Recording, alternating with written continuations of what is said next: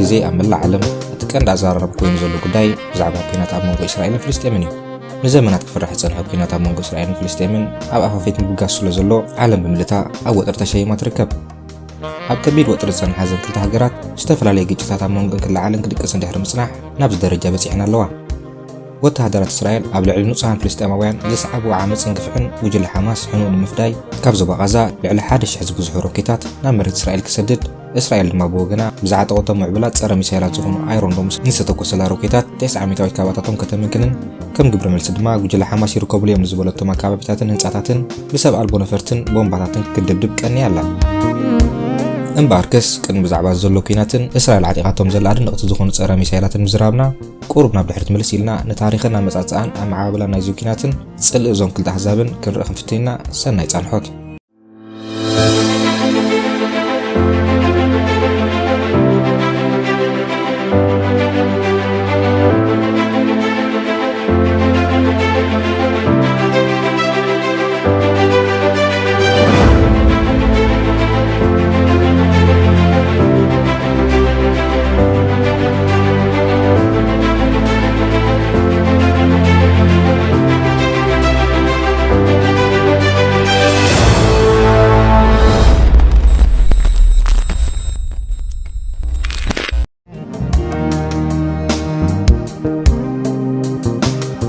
ካብ 1516 ክሳብ 1917 ዓመተ ምህረት ሃገር ፍልስጤም ኣብ ትሕቲ መግዛእቲ ናይ ኦቶማን ኢምፓየር ነይራ።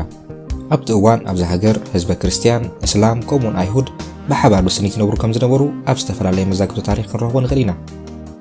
ኣብ መጀመርታ 1900 ዓመተ ምህረት ግና ብቁፅሮም ውሕዳት ዝኾኑ መበቆል ኣይሁድ ዘለዎም ኤውሮጳውያን ንጽዮንነት ድጋፍ ክህቡን ከም ሃገር ንምቋም ክንቀሳቐሱን ጀመሩ። ቅድሚ 10 ዓመታት ኣብ 1897 ዓመተ ምህረት ሓደ ብቴዎዶር ሄርዝል ዝምራሕ ምንቅስቓስ ኣብ ኮንፈረንሽን ናይ ሃገር ስዊዘርላንድ ተመስረተ። ኣይሁዳዊት ሃገር ኣብ መሬት ፍልስጤም ንምፍጣር ድማ ክንቀሳቐስ ጀመረ። እንተኾነ ግን እዚ ምንቅስቓስ ኣብቲ ግዜቲ ብዙሕ ድጋፍ ይረክብ ኣይከኣለን። ምክንያቱ ኣብቲ ግዜቲ ጠቕላላ በዝሒ ነበርቲ ኣይሁድ ኣብ ፍልስጤም 8 ሚታዊ ጥራይ ስለ ዝነበረ። ኣብቲ ግዜቲ ድማ ዓረባዊ ናሽናሊዝም ኣብ ምስፋሕፋሕ ነበረ። ፍልስጤማውያን እውን ካብ መግዛእቲ ናጻ ዝኾነት ሃገር ንኽትህልዎም ይደልዩ ነበሩ። ንግስነት ዓባይ ብሪጣንያ እውን ንድሌት ናይ ጽዮናውያንን ፍልስጤማውያንን ብዝግባእ ይፈልጡ ነበሩ። ኮይኑ ድማ መሳርሒ ዕላማታቶም ክገብሮም ወሰኑ። ኣብ 1914 ዓመተ ምህረት ኣብ ቀዳማይ ኩናት ዓለም ምዃኑ እዩ ዓባይ ብሪጣንያ ኣንጻር ኦቶማን ኢምፓየር ንምውጋእ ኣብ ምድላዋት ነበረት። ኣብ 1915 ዓመተ ምህረት ድማ ተወካሊ ንግስነት ዓባይ ብሪጣንያ ኣብ ሃገር ግብፂ ከተማ ካይሮ ኣቶ ሄንሪ ማክሞሃን ንመራሕቲ ናይ ዓረባውያን ሃገራት ሓደ ውጥን ኣቕረበሎም። ንሱ ድማ ዓባይ ብሪጣንያ ኣንጻር ኦቶማን ኢምፓየር ኣብ ተካይዶ ኩናት ክሕግዝዋ ከም መርኣዩ ድማ ዓባይ ብሪጣንያ ንናጽነት ዓረብ ክትቅበል ዝብል ነበረ። ብድሕሪዚ ኣብ 1917 ዓመተ ምህረት ናይ ዓባይ ብሪጣንያ ሚኒስተር ጉዳያት ወጻኢ ኣቶ ዎልተር ሮትሻይልድ ሓደ ንኣይሁዳውያን ዝጠቅም ደብዳቤ ጸሓፈ። እዚ ጽሑፍ ብባልፎር ዲክላሬሽን ማለት መግለጺ ባልፎር ተባሂሉ ይዝፍለጥ። እንተኾነ ግን እዚ መግለጺ ካብቲ ኣብ 1918 ዓመተ ምህረት ብመራሕቲ ሰራዊት ናይ ዓባይ ብሪጣንያን ሃገር ፈረንሳን ዝተዋህበ መግለጺ ማለት ሶርያ፣ ፍልስጤምን ሜሶፖታምያን ነጻነትን ክረኽባ ዝብል ኣዝዩ ተቃራኒ ነበረ። ኣቐዲምና ከም ዝረኣናዮ መንግስቲ ዓባይ ብሪጣንያ ነቶም ኣብ ፍልስጤም ዝነበሩ ዓረብ ነጻነቶም ከም ዝህቦም ቃል ኣትዩሎም እዩ። እንተኾነ ግን ቃሉ ብምዕጻፍ ነቲ ዝነብሩሉ ዝነበሩ መሬት ንኣይሁዳውያን ክቦም ይመሪጹ።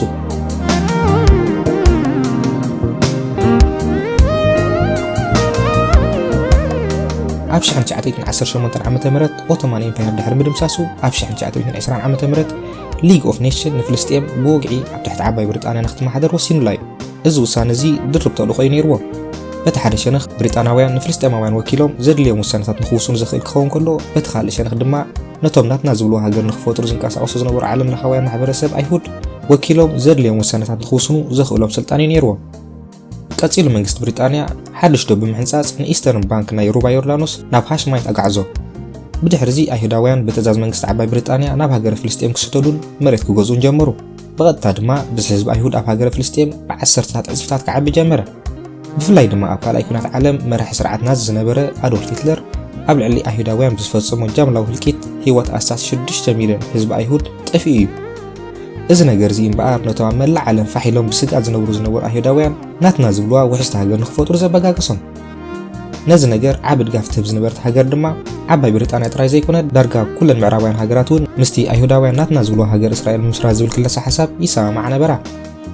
ምዚ ክለሳ ሓሳብ ንኽሰማምዑ ካብ ዝደረኾም ቀንዲ ምኽንያት ድማ እቲ ኣይሁዳውያን ዘምፅዎ ነጥቢ ማለት እምነት ኣይሁድ ቅድሚ ኣሽሓት ዓመታት ኣብ መሬት ናይቲ ግዜት ሃገር ፍልስጤም ናይ ሕጂ ድማ ሃገር እስራኤል ከም ዝተመስረተን ብዙሓት ኣይሁዳውያን እውን ኣብቲ መሬት ከም ዝነበሩን ኮይኑ ግን ብሮማውያን ገዛእትን ዓረባውያን ሃገራትን ንህይወቶም ኣስጋእቲ ስለ ዝነበራ መሬቶም ገዲፎም ከም ዝተሰደዱን ኮይኑ ግን እቲ መሬት ንዖም ከም ዝግባእ ዝብል እዩ። ከም ርኣዩ ድማ ካብ 1918 ክሳብ 1947 ዓመተ ምህረት ብዝሕ ናይቶም ኣብ ፍልስጤም ዝነብሩ ኣይሁዳውያን ካብ 60,000 ናብ ልዕሊ 600,000 ክበለ። ብዙሓት ፍልስጤማውያን ነዚ ጃምላዊ ፍሰት ናይ ህዝቢ ኣይሁድ ምስ ምስፍሕፋሕ ናይ ምዕራባውያን ገዛእቲ እዮም ዘተሓሓዝዎ። እዚ ነገር ግጭት ንኸየምፅእ ስጋት ናይ ብዙሓት ሃገራት ነበረ። ምክንያቱ ነቶም ኣይሁዳውያንን ፍልስጤማውያንን ሓደ ዘይሰማምዕ ነገር ኣለዎም። ንሱ ድማ መን ኣበይ ይነብርን ብመን ይምራሕን ዝብል እዩ። ኮይኑ ድማ ኣብ 1929 ዓመተ ምህረት ዌስተርን ዎል ወይ ድማ ዌይሊንግ ዎል ዝተባሃለ ብእምነት እስልምናን ኣይሁድን ከም ቅዱስ ቦታ ዝቁፀር ኣብ ኢየሩሳሌም ዝርከብ ቅዱስ መንደቕ ዝመበገስ እዩ ሓደ ዓቢ ግጭት ተፈጥረ። ብክልቲኡ ወግናት ድማ ብርክት ዝበሉ ሰባት ህይወቶም ክስኡን ከለዉ ኣዝዮም ብዙሓት ድማ ቆሰሉን ሰንኮሉን። ኣብ 1936 ዓመተ ምህረት ምስ መብዛሕ ናይቶም ናብ ፍልስጤም ዝኣተው ኣይሁዳውያን ስደተኛታት ብርክት ዝበለ ግጭታት ክፍጠር ጀመረ። በቲ ዝፍጠር ዝነበረ ግጭታት ድማ ካብ 2 ክሳብ 5 ዝኾኑ ፍልስጤማውያን ብብሪጣንያውያን ወተሃደራት ተቐትሉን ብቁፅሮም ኣዝዮም ብዙሓት ድማ ቆሰሉ። ኣብ መወዳእታ መንግስቲ ዓባይ ብሪጣንያ ብዝፈጠሮ ዓቢ ፍሰት ኣይሁዳውያን ስደተኛታት ናብ ሃገር ፍልስጤም ኣብታ ሃገር ክልተ ብሓባር ክነብሩ ዘይክእሉ ዝተፈላለዩ ኣህዛብ ይነብሩ ከም ዘለዉ ክርዳእ ከኣለ። ነዚ ሽግር ንምፍታሕ ዘለዎ እምካ ኣማራፂ ድማ ነታ ሃገር ናብ ክልተ ምምቃል ዝብል ነበረ። ላዕለዋይ ተፀዋዒ ሃገራት ዓረብ ግን ነዚ ናይ ዓባይ ብሪጣንያ ውሳነ ብትሪ ኾነኖ። ፍልስጤም ብምልእታ ናይ ፍልስጤማውያን መሬት ምዃና እውን ክማጎት ጀመረ። በዚ ዝተቆጥዐ መንግስቲ ዓባይ ብሪጣንያ ድማ ንላዕለዋይ ኮሚሽን ሃገራት ዓረብ እገዳ ኣውረደሉ። ካብዚ ምቕፃል መንግስቲ ዓባይ ብሪጣንያ ኣብ 1939 ዓመተ ምህረት ሓደ ብመግለፂ ጻዕዳ ወረቐት ተባሂሉ ዝፍለጥ ሓድሽ ሕጊ ኣጽደቐ። እቲ መግለፂ ሕፅር ብዝበለ ከምዚ ይብል ነበረ። ፍልስጤም ድርብ ዜግነታዊት ሃገር ኮይና ንፍልስጤማውያንን ኣይሁዳውያንን ብሓባር ክትሓቁፍ ኮይኑ ግን እንተሰዲዶም ዝመፁ ኣይሁዳውያን ኣብታ ሃገር ን5 ዓመት ጥራይ ንኽነብሩ መንበሪ ፍቓድ ክህቦም ዝብል ነበረ። እንተኾነ ግን ቁፅር ናይቶም ዘይሕጋዊ ኣግባብ ዝኣትዉ ዝነበሩ ኣይሁዳውያን ስደተኛታት ብዝተዓፃፀፈ መልክዑ ቀፀለ። ቅትለት ናይ ሰላማውያን ሰባት እውን እናበዝሐ ኸደ። ኩሉ ነገር ካብ ቁፅሮም ወፃኢ ዝኾነ መራሕቲ ዓባይ ብሪጣንያ ድማ ኣብ 1948 ዓመተ ምህረት ነታ ሃገር ናብ ውድብ ሕብራት ሃገራት ማለት ዩናይትድ ኔሽን ኣረከባ። ብድሕሪ እዚ ውድብ ሕብራት ሃገራት ንሃገር ፍልስጤም ናብ ክልተ ክትምቀል ወሰነ። ናይቲ ግዜቲ ፕሬሲደንት ሃገር ኣሜሪካ ዝነበረ ሄንሪ ትሩማን እውን ነቲ ዩናይትድ ኔሽን ዘፅደቆ ሕጊ ኣፍሉጥ ሃቦ። ካብዚ ግዜ ዝጀሚርካዮ እምበኣር ኣብ ታሪኽን መሬትን ናይ ዘን ክልተ ሃገራት ብዙሕ ዘይንጹርን ሕልኽልኻት ዝበዝሖን ነገራት ክፍጠር ዝጀመረ። ከም ርኣዩ ድማ ካብ 1947 ክሳብ 1949 ዓመተ ምህረት ኣብ ዘሎ 3 ዓመታት ብዝነበረ ኩናት ዓረብ ኣንጻር ኣይሁድ ልዕሊ 750,000 ፍልስጤማውያን መሬቶም ገዲፎም ገሊኦም ናብ ቃዛ ገሊኦም ድማ ናብ ጎረቤት ሃገር ዮርዳኖስ ተሰዱ። ኣብ መወዳእታ መዓልቦ ናይ ነፍሲ ወከፍ ስደተኛ ድማ ማዓስከር ስደተኛታት እዩ። ዝፈረዶም ፍልስጤማውያን ድማ ኣብ ማዓስከራት ክነብሩ ጀመሩ። ነዚ ግዜ እዚ ፍልስጤማውያን ናክባ ወይ ካታስትሮፊክ ማለት እልቂት ወይ ጥፍኣት ምባል ይፅውዕዎ። ብዛዕባ እዚ ሃገር እዚኣ ኢና ንዛረብ ዘለና። ብዛዕባ እታ ኣብ 1949 ዓመተ ምህረት ብከምዚ ኣብ ስእሊ ትዕዘብዋ ዘለኹም ዝተመቓቐለት ሃገር። እዚ ቦታ እዚ ንዝተፈላለዩ እምነታት ኣዝዩ ዓቢ ትርጉም ዘለዎ ቦታ እዩ። ብፍላይ ድማ ደቡባዊ ክፋል ናይ ከተማ ኢየሩሳሌም። መብዛሕትና ከም ንፈልጦ እዚ ቦታ እዚ ኣዝዩ ቅዱስ ቦታ ኮይኑ ሓደ ኣገዳሲ ዝኾነ ጥንታዊ መንደቕ ዝርከቦ ጥንታዊ ከተማን የጠቓልል። ኣብዚ ጎቦ ዝርከብ ቤት መቕደስ ብእምነት ኣይሁድን እስልምናን ኣዝዩ ዓቢ ትርጉም እዩ ዘለዎ። እዚ ጎቦ እዚ ኣቦና ኣብርሃም ንወዱ ይስሐቅ ናብ እግዚኣብሔር ኣምላኽ መስዋእቲ ዝገብረሉ ጎቦ እዩ። ብድሕሪ እዚ ኣብዚ ቦታ እዚ ክልተ ናይ ኣይሁድ ቤት መቕደስ ተሃኒጹን ፈሪሱን እዩ። በቲ ካልእ ሸነኽ ድማ ተኸተልቲ እምነት ምስልምና ነቢ መሓመድ ካብዚ ቦታ ናብ ሰማያት ከም ዝዓረገ እዮም ዝኣምኑ። ብድሕሪ እዚ ብእምነት እስልምና ሓደ ካብቶም ኣዝዮም ቅዱሳን ዝኾነ መሳጊድ መስጊድ ኣልኣቅሳ ኣብዚ ቦታ ተሃንፀ። በቲ ሳልሳይ ሸነኽ ድማ ኣመንቲ እምነት ክርስትና እውን ከተማ ኢየሩሳሌም ጎይታናን መድሓናን ኢየሱስ ክርስቶስ ዝተወልደሉን ኣብ መስቀል ዝተሰቕለሉን ካብ ሞት ዝተሰኣሉን ቦታ እዩ። ኣብቲ ኢየሱስ ክርስቶስ ዝተቐብረሉ ቦታ ድማ ሓደ ዓቢ ቅዱስ ቤተ ክርስቲያን ተደኪኑሎ። እምበኣርከስ ከተማ ኢየሩሳሌም ንኣዝዮም ብዙሓት ኣሕዛብ ዓለምና ኣዝያ ኣገዳሲት ቦታ እያ። ስለዝኾነ ድማ መንግስቲ ሃገር እስራኤል ኣብ ልዕሊ እዛ ከተማ ብፍሉይ ትኩረት ክገብር ዝጀመረ። ድሕሪ ዝነበረ ኩናት ኣብ 1949 ዓመተ ምህረት እታ ከተማ ናብ ክልተ ተመቕለት። ምብራቕን ምዕራብን ኢየሩሳሌም እውን ተባህለት። ምብራቕ ኢየሩሳሌም ንፍልስጤማውያንን ዮርዳኖሳውያንን ምዕራብ ኢየሩሳሌም ድማ ንእስራኤላውያን ክኸውን ተወሲኑ ነበረ። ብድሕሪ እዚ ኣብ 1967 ዓ.ም ኣብ ዝተኻየደ ናይ 6 መዓልቲ ኩናት ዓረባውያን ሃገራት ኣንጻር እስራኤል ተዓዊታ ስለ ዝወፀት ኣብቲ ግዜ ንምብራቕ ኢየሩሳሌምን ዞባ ቃዛን ዌስተርን ባንክን ኣብ ትሕቲ ቁፅሪ ሃገር እስራኤል ኣተወ። ካብቲ ግዜቲ እስራኤል ምዕራብ ኢየሩሳሌም ጥራይ ዘይኮነት እንተላይ ንምብራቕ ኢየሩሳሌም ከም ግዛኣታዊ መሬታ ክትፈልጦም ጀመረት። መብዛሕትኦም ካብ ማሕበረሰብ ዓለም ብዓብዪ ድማ ፍልስጤማውያን ነዚ ነገር እዚ ብትርዮም ዝቃወሙ። Those actions by Israeli security forces totally unacceptable. ምብራቕ ኢየሩሳሌም ወላ እኳ ሕጋዊ መሬት ፍልስጤም እንተኾነ ብቁፅሮም ኣዝዮም ብዙሓት ኣይሁዳውያን ግን ናብ ምብራቕ ኢየሩሳሌም ብምምፃእ ክነብሩ ጀመሩ። ብኸምዚኦም እምበር እቶም ናብቲ ቦታ ንክነብሩ ዝመፁ እስራኤላውያን ወረርቲ ወይ ድማ ገበቲ ተባሂሎም ዝተፀውዑ። ሕልኽልኻዊ ታሪኽን ኣማፃፅኣን ናይ ዘን ክልተ ሃገራት ብዘኸተሎ ንዘመናት ዝቐፀለ መልሲ ዘይትረኽቡ ሕቶ እንተደሃልዩ ኣየናይ መሬት ንኣየንቲ ሃገር ይምልከት ዝብል እዩ። ንኣብነት ኣብ ግዜኡ ኣዝዩ ወጥሪ ፈጢሩ ዝነበረ መግለፂ መራሒ ሕብራት መንግስታት ኣሜሪካ ዝነበረ ዶናልድ ትራምፕ ንመልከት። We finally acknowledge the obvious that Jerusalem is Israel's capital. እዚ ነገር ኣምባሳደር ሃገር ኣሜሪካ ኣብ ሃገር እስራኤል ካብቲ ንዓመታት ተደኪኑሉ ዝነበረ ከተማ ተልኣቪቭ ወፂኡ ናብ ከተማ ኢየሩሳሌም ስጋዓዘ ዝበሎ እዩ። እዚ መግለፂ ናይ ዶናልድ ትራምፕ ነቲ እስራኤል ብቐጻሊ እትብሎ ዝነበረት ኢየሩሳሌም ብምልእታ ናተያ ዝብል ክልሳ ሓሳብ ዓቢ ድጋፍ ኮኖ ኮይኑ ድማ ዶናልድ ትራምፕ ንዘመሓላልፎ ውሳኔ ብብዙሓት ሃገራት ተቃውሞ ወረዶ። C'est une décision regrettable que la France n'approuve pas et qui contrevient au droit international et aux résolutions du Conseil de sécurité de l'ONU. ኮይኑ ድማ እዚ መግለፂ ዝመበገሲዩ ኣብ ውሽጢ ሓፂር ግዜ ኣብ መንጎ ብርክት ዝበላ ተቓለስቲ ሰብኣውያን መሰላት ዓቢ ክትዕተል ዓለ። ኣብ መወዳእቱ እስራኤል ኣብ ልዕሊ ፍልስጤማውያን ናይ ኣፓርታይድ ፖሊሲ ትኽተል ከም ዘላ ደምደመ። እዚ ነገር ንመንግስቲ ሃገር እስራኤል ቁጥዕ ዝተሓወሰ መግለፂ ንክህብ ኣገደዶ። ሚኒስትር ምክልኻል ሃገር እስራኤል ዝኾነ ኣቶ ማይክል ቢተን ንዝወሃብ ዝነበረ መግለፂታት ሓሶት ብምባል እስራኤል ንኣይሁዳውያን ሙሉእ ውሕስነት ትፈጥር መሬቶምን ሃገሮምን እያ ብምባል ተሪር መግለፂ ይሃበ። እዚ እቲ ሕሉፍ ታሪኻን ክኸውን ከሎ ብዛዕባ ዝሕጂ ዘለዎ ኩነታት ድማ ንተዓዘብ። ኣብ መጀመርታ ወርሒ ግንቦት ናይ ዝሒዝናዮ ዘለና ዓመት ከተማ ኢየሩሳሌም ቀንዲ ማዕቀን ግጭት ናይዞም ክልተ ኣህዛብ እያ ነይራ። ብፍላይ ድማ ኣብ ምብራቕ ኢየሩሳሌም ናይ ዝርከብ ሼክ ጃራህ ዝተባህለ ከባቢ 4 ፍልስጤማውያን ስድራ ቤታት ካብ ገዝኦም ብሓይሊ ብምብራሮም ዝመበገሲኡ ኣብታ ከተማ ዓቢ ነውፂ ተላዕለ። ኣብዚ ከባቢ ዝነብሩ መብዛሕትኦም ፍልስጤማውያን እዮም። ኣቐድማ ኣቢለ ከም ዝገለጽክዎ ገለ ክፋል ካብቶም ኣብ 1948 ዓመተ ምህረት ብዝወርዶም ዝነበረ ግብዕታት ሃገሮም ገዲፎም ዝተሰደዱ ልዕሊ 750,000 ዝበዝሖም ፍልስጤማውያን ኣብዚ ከባቢ እዚ ይነብሩ ነበሩ። هذا البيت اللي أخذته ستي لأنها لاجئة تهجرت بال48 من حيفا. هذا البيت هذه بابا بناه بسنة 2000 لأنه تزوج وجابنا فصار بده مساحة أكبر. بس بابا أنهى بناء البيت وعمرنا ما سكناه. أجا القاضي سكر باب البيت ورجع على المحكمة وأمر إنه البيت يضل مسكر بحجة إنه مبني بدون ترخيص.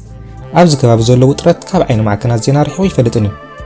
መንግስቲ እስራኤል ካብ ዝተመስረተሉ እዋናት ሒዝካ ብዙሓት ፍልስጤማውያን ስድራ ቤታት ካብ ቤቶም ወፂኦም ከም ዝፈናቀሉ ተገብረ። ዕላምኡ ድማ ንእስራኤላውያን ነበርቲ ቦታ ንምሃብ ነበረ። What happened?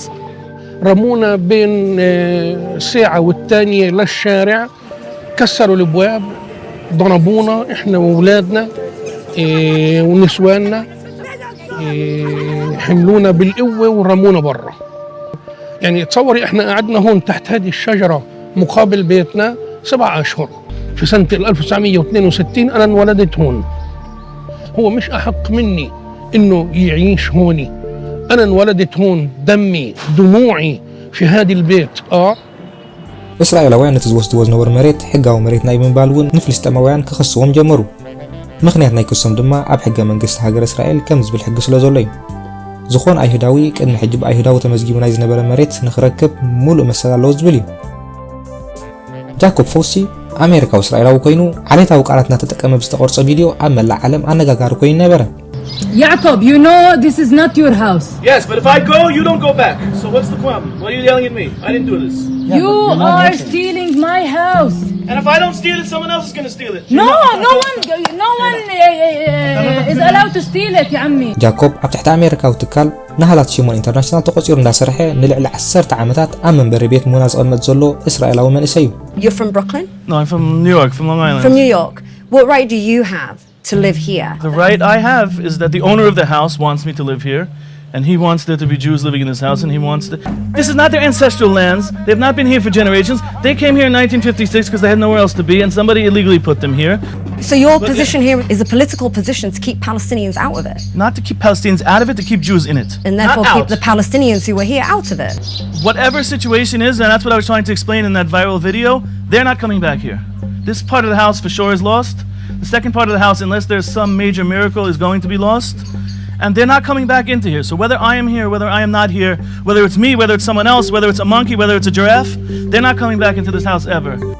ጃኮብ እምበኣር ሓደ ካብቶም ከምዚ ዓይነት ኣሰንባሪ ዝኾነ ዓሌታዊ ኣተሓሳስባ ዘለዎም ሕብረተሰብ ኣይሁድ እዩ። ይኹን እምበር ማሕበረሰብ ዓለም ንምብራቕ ኢየሩሳሌም ከም ሕጋዊት መሬት ፍልስጤም እዩ ዝፈልጣ። ስለ ዝኾነ እስራኤላዊ ዜጋ ኣብቲ ቦታ ክሰፍር የብሉን ብምባል ተማጎቱ። ብተወሳኺ ዝኾነ ፍልስጤማዊ ዝኾነ ነገር ንኽሓትት መሰል ዝበሃል የብሉን። ንኣብነት ቅድሚ 1948 ዓመተ ምህረት ማለት እስራኤል ከም ሃገር ቅድሚ ምቋማ ንዝነበረ መሬቶም ክሓትሉ ይክእሉን እዮም። ኣመና ዝመረሮም ፍልስጤማውያን ድማ ናይ ተቃውሞ ሰልፍታት ክካየዱ ጀመሩ። ሰማዕ ግን ኣይረኸቡን። መሬቶም ብሕጊ ክምለሰሎም ዝሓቱ ፍልስጤማውያን ድማ መልሱ ነዚ ይመስል። As it's getting closer, the smell is getting really, really strong. Oh, you can see everybody just ran inside because they don't want to be sprayed with that. It smells like sewage. ወታደራት እስራኤል ንተቃውሞም ዘስምዑ ፍልስጤማውያን ብናይ ማይ በላ ረሳሕ ማይ ገይሮም ብምግጫብ ፋሕ ከም ዝብል ይገብርዎ። كلاب حيوانات شو بدك تكبير عادي حبيبي عادي عايش بس هذا ما تنساش اوعك تنسى هذا ايش نسوي ኣብዚ ከባቢ ኣብ ገዛኻ ኮንካ ሙዚቃ ዓዋፊልካ ምስማዕ ይፍቀድኒ። ከምኡ እንተደኣ ጌርካ ድማ ዝመፀካ ደራዕ ነዚ ይመስል።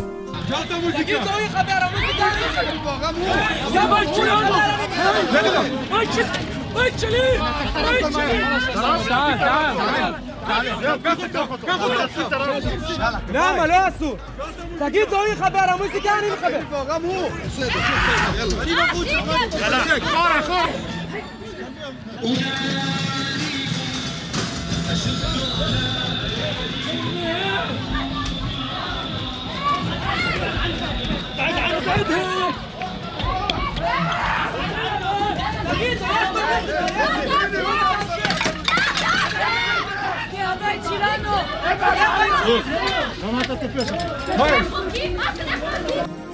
ግፍዒ እስራኤላውያን ኣብ ልዕሊ ፍልስጤማውያን ካብ ዕለት ናብ ዕለት እናወሰኸ ኸደ። ሓደ ፍልስጤማዊ ብዛዕባ ዝተወስደ መሬት ክሓትት መሰል ዝበሃል የብሉን። ኣብቲ ተወልዶም ዝዓበዩሉ ኣከባቢ እውን ሰላም ገይሮም ክነብሩ ተሸገሩ። This is my grandfather's house. I was born here. I used to play with our neighbors, but now we have Israeli settlers next to us. We have to look for a new home for us. So it's not easy thing. ሕብራት መንግስታት ኣሜሪካ፣ ሕብረት ኤውሮጳ፣ ውድብ ሕብራት ሃገራትን ብሓባር እስራኤል እትገብሮ ዘላ ፍልስጤማውያን ካብ ቤቶም እንዳባረርካ መሬት ምውራስ ከተቋርጾ ሓተቱ። እንተኾነ ግን መንግስቲ ሃገር እስራኤል ክሳብ ሎሚ ዕለት ዝኾነ መልሲ ይህብ ይፈልጥን እዩ።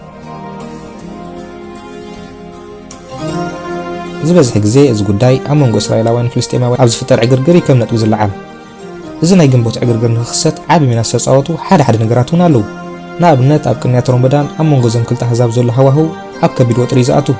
ብተወሳኺ ኮሮና ቫይረስ ብዝኸተሎ እውን ብዙሕ ዘይምስማዓት ይፍጠር ነበረ። ንኣብነት ፖሊስ ሃገር እስራኤል ከም ዝሓበሮ ኣብ እዋን ኮሮና ብዙሓት ሰባት ንኸይከቡ ብምባል ንኣፍ ደገ ደማስቆስ ማለት ደማስቆስ ጌት ሓፁር ብምግባር ዓፀዎ። እዚ ቦታ እዚ ተኸተልቲ እምነት ምስልምና ኣብ ግዜ ሮመዳን ተኣኻኺቦም ዝሰግድሉ ኣዝዩ ኣገዳሲ ቦታ እዩ። ኮይኑ ድማ ዓብ ዕግርግር ተፈጥረ። መንግስቲ እስራኤል ኣብ ምብራቕ ኢየሩሳሌም ዘለዎ ሓይሊ ክዕብን ንፍልስጤማውያን ዝኾን ቦታ ከፅብብን ይጸኒሖም። ብተወሳኺ ካብ ግዜ ናብ ግዜ እናወሰኸ ዝኸይድ ራይት ዊንግ ኤክስትሪሚዝም ወይ ኣኽራሪ የማናዊ ክንፊ ዝበሃል ጉጅለ ኣሎ። ንኣብነት ኣይሁዳዊ ለሃቫ ኣራይህ ኪንግ ናይ የማናዊ ክንፊ ተቓላሳይ ኣክቲቪስት እዩ። ንሱ ምብራቕ ኢየሩሳሌም ንኣይሁዳውያን ከም ትምልከት ክምጉት እዩ ዝፍትን። ኣብ ሼክ ጃራሕ ኣይሁድ እምበር ዓረብ ክርኢ ዝበሃል ኣይደልን እዩ። When we are Jews in the States, in Australia, in England, in Jerusalem, we are facing to one place, Haram al-Sharif, Temple Mount. The way that we see Yerushalayim, it's different way than any other religion.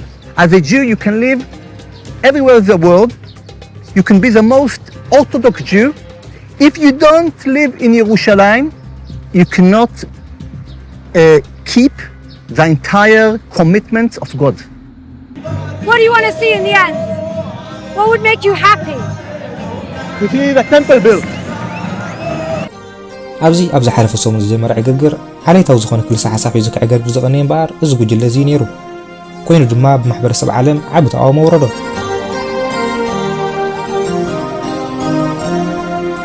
ብዘይካዚ ካልእ ብድሕሪ መጋረጃ ኮይኑ ዓቢ ሚና ዝፃወት ሰብ እውን ኣሎ ንሱ ድማ ፕረሲደንት ሃገረ ፍልስጤም ዝኾነ ማሕሙድ ዓባስ ኮይኑ ነቲ እንድሕሪ 15 ዓመታት መጀመርታ ግዜ ክካየድ ሓሲቡ ዝነበረ ፕረሲደንታዊ ምርጫ ናብ ዝቕፅል ዓመት ከመሓላልፎ ምውሳን እዩ ቀንዲ ምክንያት ናይዚ ድማ እስራኤል ኣብ ምብራቕ ኢየሩሳሌም ምርጫ ክካየድ ኣይፍቅድኒ ስለ ዝበለት ይበለ መንግስት هاجر إسرائيل جن بزعبة زجوداي زخون عينة مجلس يكون وساني هبن. أمام هذا الوضع الصعب قررنا تأجيل موعد إجراء الانتخابات التشريعية لحين ضمان مشاركة القدس وأهلها في هذه الانتخابات. فلسطينيين جن عباس نفس المرجع بزجباس لزيادة لواينة المرجع نبز قص العامة سجاجير ولا ميمزامو. بتوسخي إن إسرائيل آمنا بمسموعون قبل شونا بمنش ملاقون زخطلو حيا نوصن عقرقرن كفتر تقاله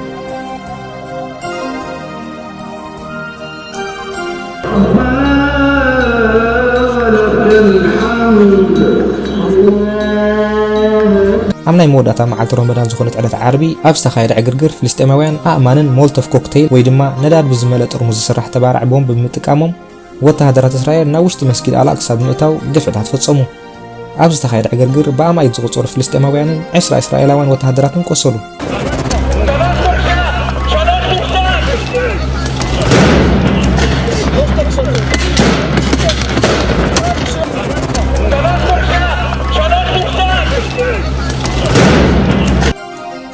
إذا كون كله بدخل شيخ لما أخرت زخون أهيداويان بشحن 1997 عام تمرت نيورساليم استقالة صور المعالة مخنيات المقبار أبدي غزبلة شفرا يركبوا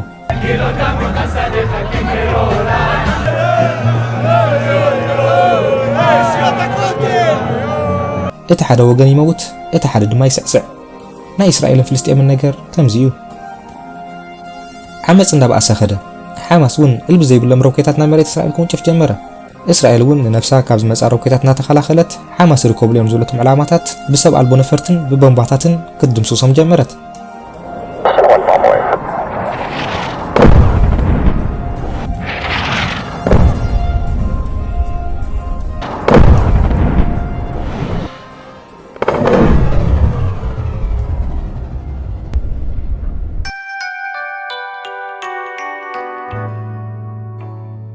إذا عقرقر زمان كاليو بقصر بزحات فلسطينيين وحدات إسرائيليين قصيلة من هيوتهم سيناون علو هيوت بزحات إسرائيليين زي حلف لهم هنا دما إسرائيل كابتس أبقى تازخون وجي الحماس بزبالة ساكم أيرون دومن كالن بتكنولوجيز معبل والتهدروات وارسلة تونني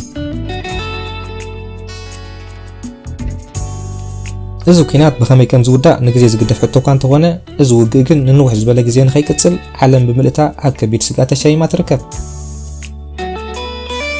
كتسلنا إذن هاجر إسرائيل كاب كبير سبب أو النواتة وانكسار حين وازلو أيرون دم استبها لمسارحي انتاي مخانون بخمي كم سرحن كن رئينا مسانا صنحو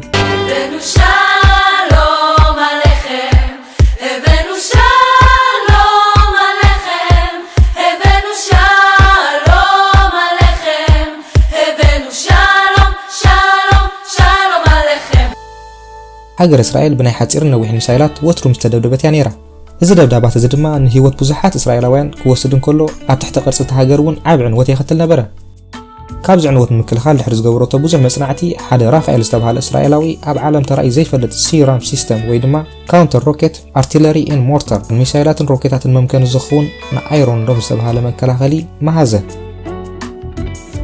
أو استحتصير جزية وصيتها وكي مثل استرخ بدما هاجر إسرائيل أب معكنا زينا وصيا نصر أتاخت فرار جمرت نهاجر إسرائيل إزبان كاب كبير عنو تارحين ومزلو زي أيرون دوم سبهالت صار الروكيت الميسايلن زخون مسارحيو إذا مسارحي كاب كل تشان 10 تحت عام تمرتات حزاب تقم خوعلن كله نلعل 9 عامتات كاب تبقوا جلا حماسة توكسل الروكيتات أب علامون خيبات سعزة أقولو إذا مسارح زيو جن إذا أيرون دوم سبهال مسارحي بخمي يسرح سبيل حتو تقندنا قداسني إذا مسارحي بباتل مانجمنت كنترول زاز كوينو أب سلست أكارات زواميو نساتهم دما تألاف رادار باترن توقعس أكارني بهالو حدا مكلاخلي ناي حتصير رحقات مالت كساب 45 مايل زرح قوت تونجاف روكيت ويدما نحانت متناوي زخونت كتما ككلاخلي خيل بتوسخي ندحنت زمسارح تباهيلو إذا أقحا أم نفس وكب حولها ساعتات أب تشكركر تتساعينو كاب بوتانا بوتاني كاسارس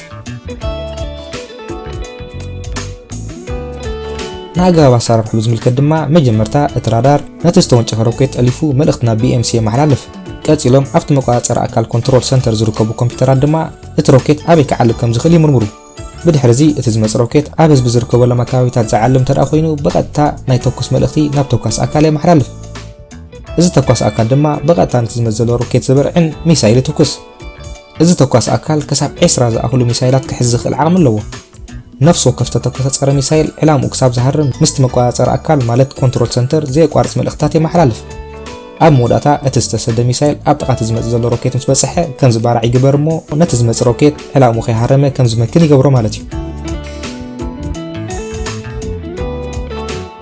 إذا مكلخ المسار حزي نفسه وقف زقبرو نجار ملختو بقتا نبيت صحة مكلخالي محلالف كم بمقوار دما توسع حاجة زرليون تقوين نخركبن كالو تاكاوي تدما نخدالوان حجز إذا مسرح عبل على الحزب قدات نخيم تستبهيلو نتزمز روكيت أبرو حقون كل يوم زبر عنوه بتوسخي إذا مسار حزين كل عينة كونات أير تصاويرو بزي سخونة سجن علامو كم زهرن جيري تسارحو